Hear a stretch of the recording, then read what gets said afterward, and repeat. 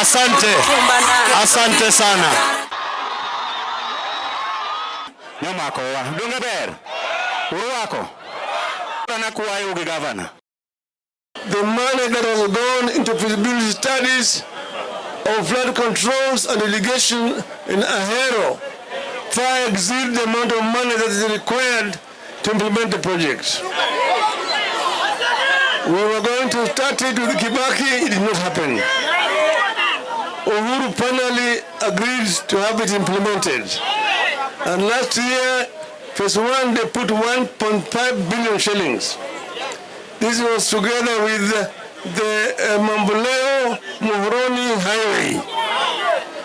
Unfortunately, in spite of the fact that the contractor had already reported the site at Koru Soin, that contract has been withdrawn by this government.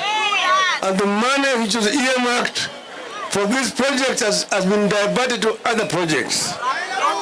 There are 12 dams currently in the current budget.